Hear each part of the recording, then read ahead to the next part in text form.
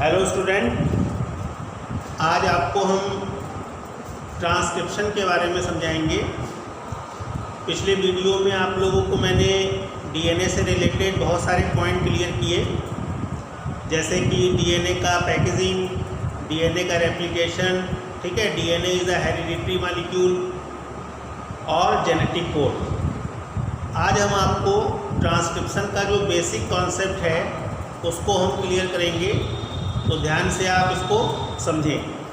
देखिए, जैसा कि आपको मालूम है कि जब प्रोटीन का संश्लेषण यानी कि प्रोटीन का जब निर्माण होता है सेल में, तो उस समय आपको मालूम है कि जो डीएनए है, ठीक है, वो आरएनए को निर्माण करता है। आरएनए का जो है ये निर्माण होता है और डीएनए से आरएनए के बनने की जो प्रक्रिया है यही आपका कहलाता है ट्रांसक्रिप्शन।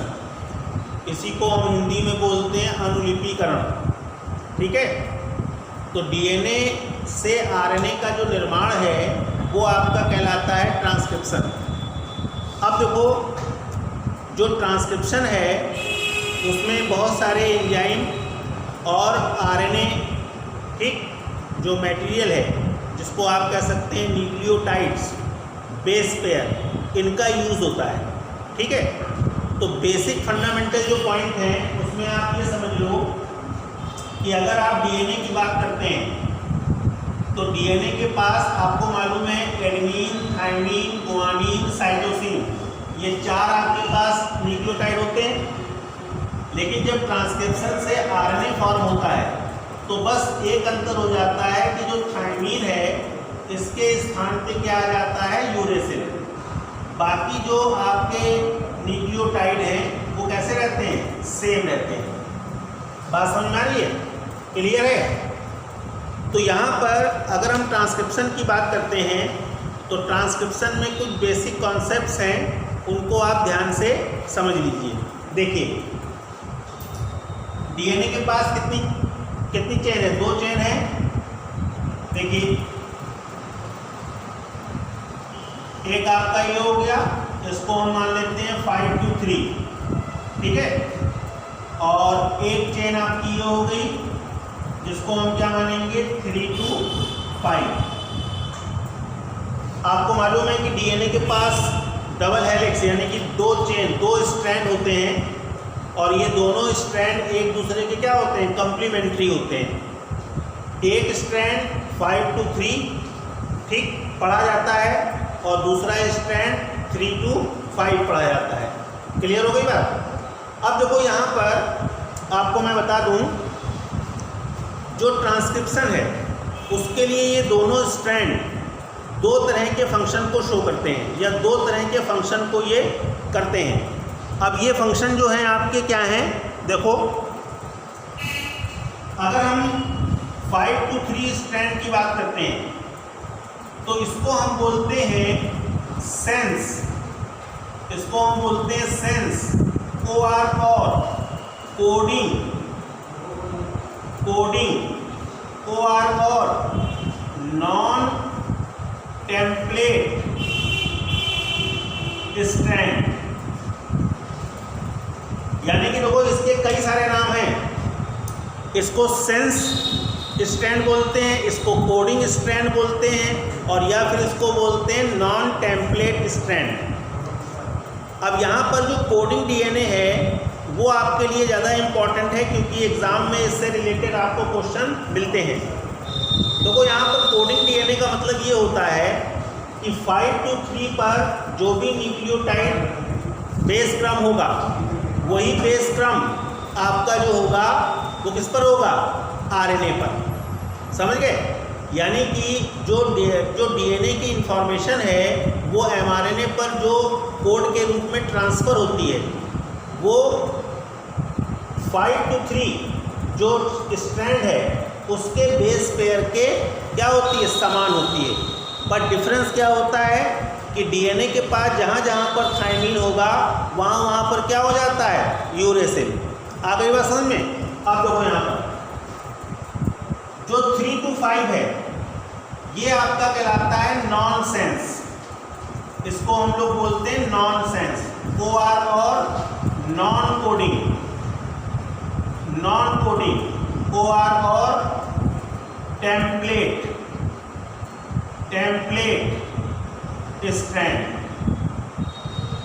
तो कभी कभी कोडिंग और नॉन कोडिंग डीएनए में डिफरेंस आ जाता है।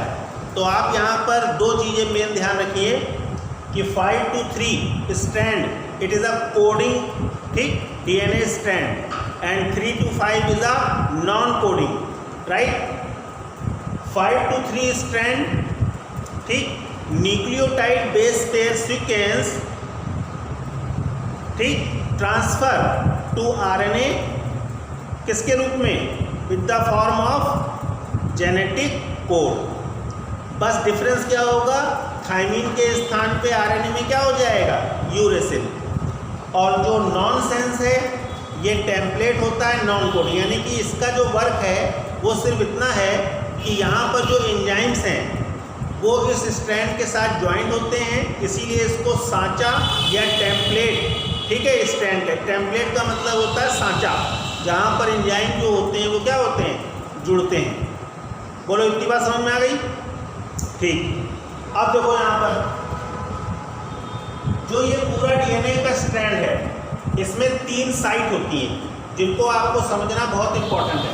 देखो इसमें पहली जो साइट है, इसकी जो पहली साइट है इसको हम लोग नाम देते हैं प्रमोटर साइट। इसको हम लोग क्या बोलते हैं, प्रमोटर, प्रमोटर, ये प्रमोटर साइट होती है।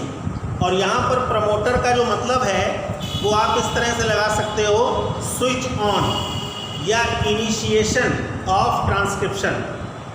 जब ट्रांसक्रिप्शन की स्टार्टिंग होगी, प्रारंभ होगा, तो वहाँ पर जो प्रमोटर साइट है वो आपका इंडिकेशन होगा कि यहाँ से क्या होगा, प्रोटीन संश्लेषण के लिए एमआरएनए क्या होगा, एमआरएनए क्या होगा, उसकी फॉर्मेशन या उसका ट्रांसक्रिप्शन स्टार्ट होगा। मेरी बात समझ में आ गई। तो ये जो प्रमोटर साइट है ये आप कह सकते हैं क्या होता है, स्टार्टिंग साइट। इसको हम लोग क्या बोलेंगे, स्टार्टिंग साइट। क्लियर हो गई बात। उसके बाद देखो दूसरे नंबर पर जो साइट है यहाँ पर देख लो इस तरह से, इसको हम लोग क्या बोलते हैं, इसको हम लोग बोलते हैं टर्मिनेटर। इसको बोलेंगे टर्मिनेटर। अब देखो टर्मिनेटर का मतलब क्या है, टर्मिनेटर का मीन्स होता है स्टॉप, यानी कि ट्रांसक्रिप्शन जब प्रमोटर साइट से स्टार्ट हुआ तो वो टर्मिनेटर साइट पे आने के बाद क्या होता है, स्टॉप हो जाता है, यानी कि रुक जाता है। तो एक तरह से आप ये कह लो कि ये वाली जो साइट है प्रमोटर, ये स्विच ऑन है और टर्मिनेटर क्या है, स्विच ऑफ। समझ गए मेरी बात, क्लियर है।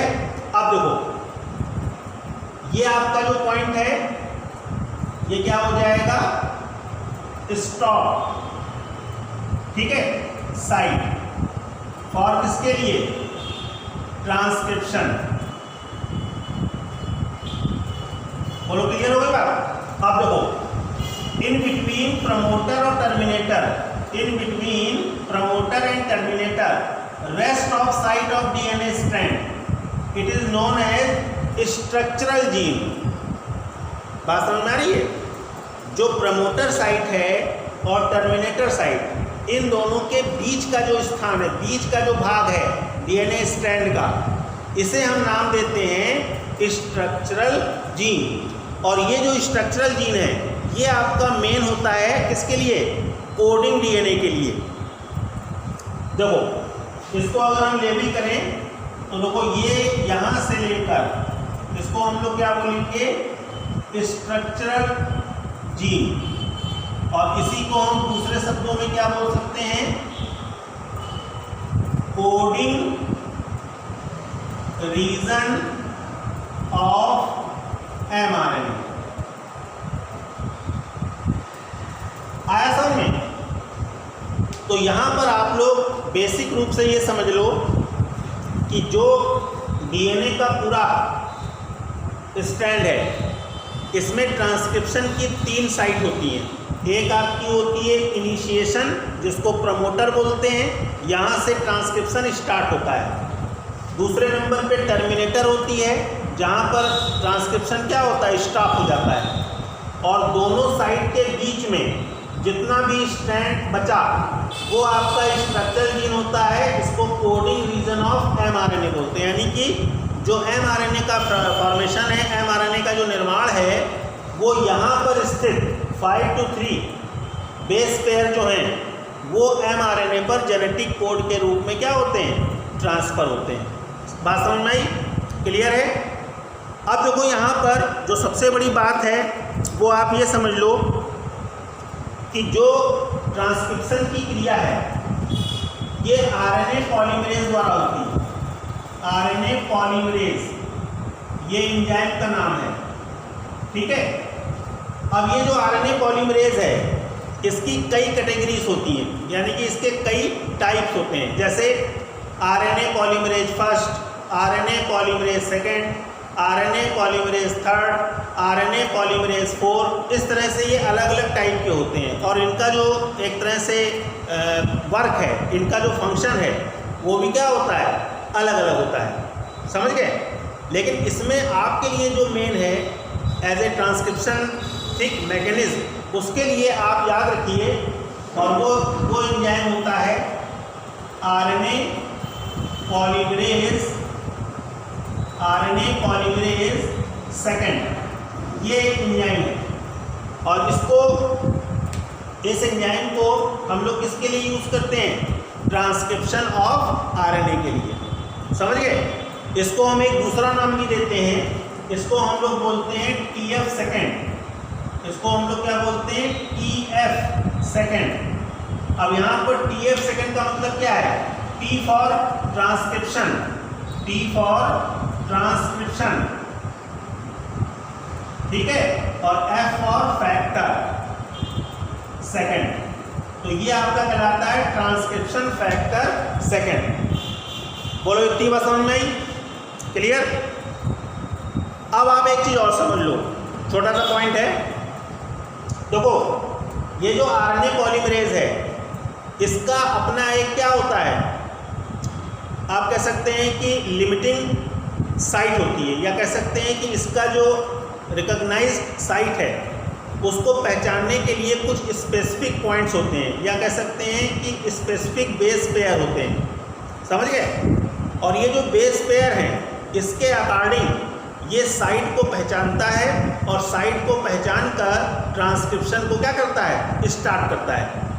तो इसके लिए आप ध्यान से समझ लो, जो इसकी प्रमोटर साइट है, प्रमोटर, यहाँ पर जो सीक्वेंस होती है वो आपकी होती है AT, ये साइट होती है इसकी। इसको हम लोग टाटा बॉक्स के नाम से जानते हैं। समझ रहे हैं? TATA box. और इसी को हम लोग टाटा बॉक्स जो है इसी को हम लोग क्या बोलते हैं, हॉगनेस। इसी को हम लोग दूसरे शब्दों में क्या बोलते हैं, हॉगनेस गोल्डबर्ग बॉक्स। अब नाम से ही जाहिर है कि इसकी खोज किसने की थी, हॉगनेस गोल्डबर्ग ने। तो इनके नाम पर भी इस बॉक्स को हॉगनेस गोल्डबर्ग बॉक्स कहा जाता है। आ गई बात समझ में? तो जहाँ पर AT ठीक ये बेस पेयर होंगे, RNA पॉलीमरेज सेकेंड क्या करेगा, इसको आइडेंटिफाई करेगा, और इट मीन्स जब भी RNA का ट्रांसक्रिप्शन होगा तो उसकी स्टार्टिंग कहाँ से होगी, टाटा बॉक्स से होगी। बोलो आ रही है बात समझ में? क्लियर है? इसी तरह से अगर हम टर्मिनेशन की बात करें, यानी कि टर्मिनेटर साइट की बात करें, तो यहाँ पर भी ठीक कुछ स्पेसिफिक बेस पेयर होते हैं, जिसको हम लोग नाम देते हैं GC,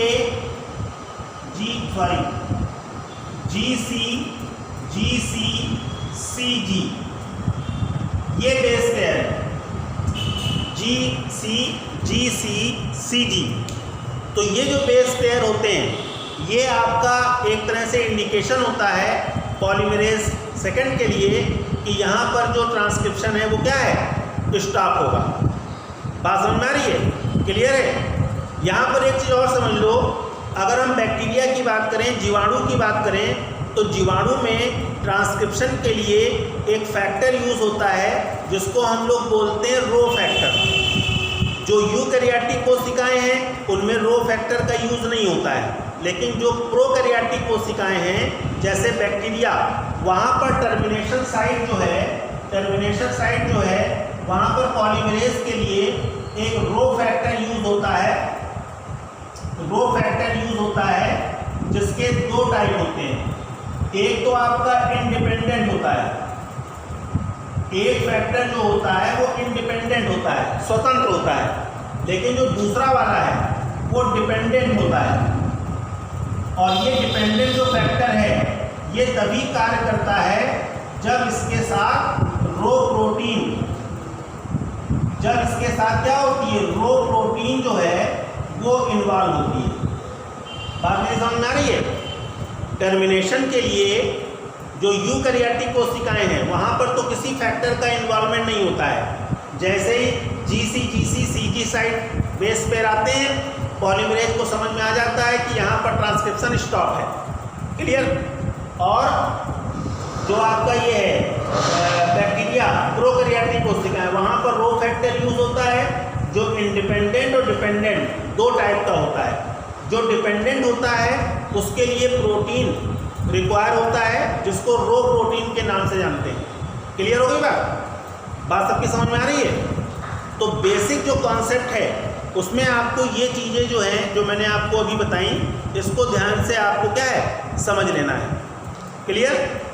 तो मैंने आज आपको इस वीडियो में जो ट्रांसक्रिप्शन की क्रिया है उसका मैंने आपको बेसिक जो कॉन्सेप्ट है उसको समझाया कि ट्रांसक्रिप्शन कहाँ से स्टार्ट होता है, कहाँ पर ख़त्म होता है, DNA स्ट्रैंड में कौन कौन सी साइट होती हैं, उनके नाम क्या होते हैं, RNA पॉलीमरेज का फंक्शन क्या होता है, इतनी चीज़ें मैंने आपको इस वीडियो में समझाई हैं। समझ गए।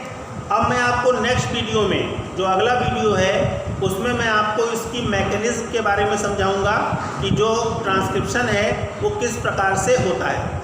क्लियर। बात सबकी समझ में आ गई। तो ध्यान से आप इस वीडियो को देखो, इम्पॉर्टेंट पॉइंट है और जितना मैंने आपको आज समझाया है उसमें बहुत सारे एक नंबर के क्वेश्चन आपको बोर्ड में मिलते हैं। क्लियर। Okay, thank you.